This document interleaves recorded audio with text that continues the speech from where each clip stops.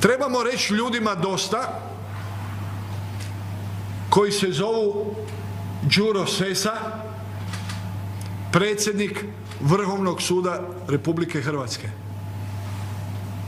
Ne postoji institucije u Hrvatskoj i Europi u kojoj Đuro Sesa nije predsjednik. Čovjek kleptoman, kriminalac, varalica, zlotvor, čovjek koji odlučuje o pravu u jednoj suverenoj državi Republike Hrvatske. Istinu govorim.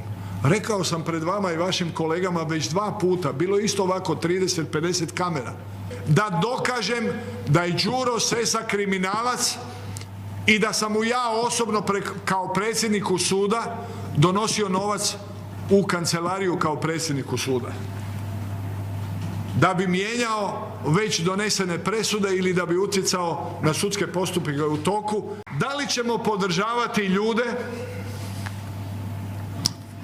a jedan od njih se zove Zvonko Vekić, sudac Županijskog suda u Osijeku,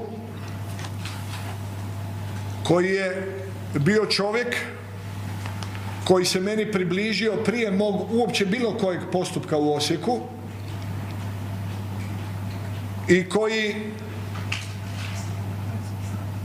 je bio najbolji prijatelj svakodnevno, bio više nego njihove vlastite žene i djeca s njima, sa predsjednikom prvog mog vijeća gospodinom Krušlinom. Svaki dan su se ubijali u hrani i u alkoholu od jutra do sutra. Pa osim toga što su od mene tražili novac i ukupno sam mu ja dao preko 500.000 eura koje je on trebao podijeliti sa sucem Krušlinom i sa sucem Antom Kvesićem. Uglavnom mi smo se u toj loži Maksimir izubijali od alkohola, družili se satima, gdje sam ja jednom momentu ovaj sat, vidite ovaj tu Odemar Pike, ovako skinuo sa ruke i stavio ga na ruku suca Krušlina, koji ga je primio i odnio sa sobom u Osijek. Ovaj sat, evo vidite ovdje, možete ga ako hoćete slikati, vidjeti, to je taj sat. I imaju svjedoci. Sat je, vidjet ćete na internetu, radi se o satu 20 i nekoliko hiljada eura. Kako je moguće da 93 svjedoka tužiteljstva koji su došli u Osijek, svih 93 svjedoče u korist braće Mamić, a oni su svjedoci tužiteljstva? Moj svjedok nije bio ni jedan. Svih 93 svjedoka, prijatelji, gospodo, javnošću, građani, je svjedočilo u korist braće Mamić. Što sud napravi? Sud za vrijeme suđenja,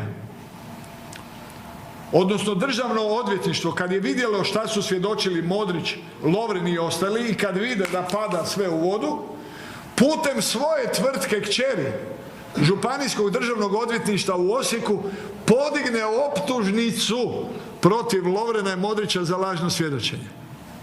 Pouzdano znam da jedan od njih, konkretno Luka Modrić, i danas ima nekoliko milijuna eura na tom računu koje je podijelio sa mnom temeljem privatnog ugovora koji sam ja imao investitor u Luku Modrića dok ja nisam došao u Dinamo. Znači jedno je pravni odnos koji su imali Luka Modrić i Dinamo kao igrač i poslodavac, a drugo je ja kao investitor u mlade igrače, privatni ugovor ovjeren kod bilježnika između mene i tada malodobnog Luke Modrića, jer sam ja njega uzeo kao izbjeglicu sa 14 godina.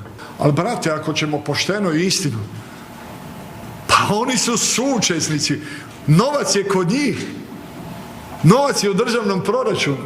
Oni su došli na sud i rekli da, mi smo potpisali te ugovore, mi smo potpisali te anekse, da, mi smo došli u banku, podignuli novac. Pa ili smo zajedno u djelu ili nitko nije u djelu. Dolazimo do jučerašnjeg dana,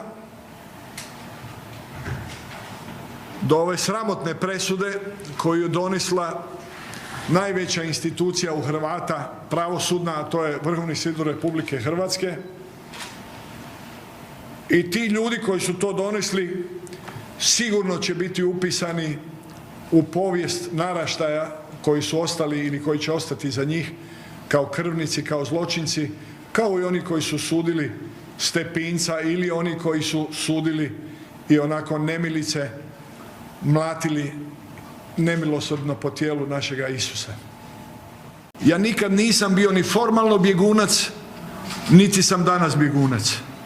Jer kako čovjek može pobjeći iz svoje vlastite države, čije ima državljanstvo? Ja sam bio na službenom putu u momentu kad se je u Osijeku izricala presuda i ja nisam po zakonu bio dužan biti na izricanju presude, prema tome ja sam se nalazio na teritoriji Bosne i Hercegovine i naravno saslušao sam na televiziji izricanje presude i kad je presuda izrečena ja sam ostao u svojoj matičnoj državi.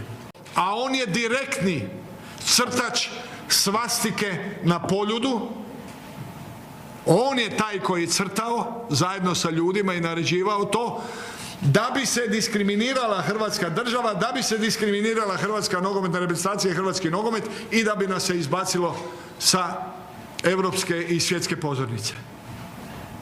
Zamislite, optužiti svoj narod da je fašistički narod. Kaže predsjednik Tuđman je rekao da odmah dođete k njemu u predsjedničke dvore.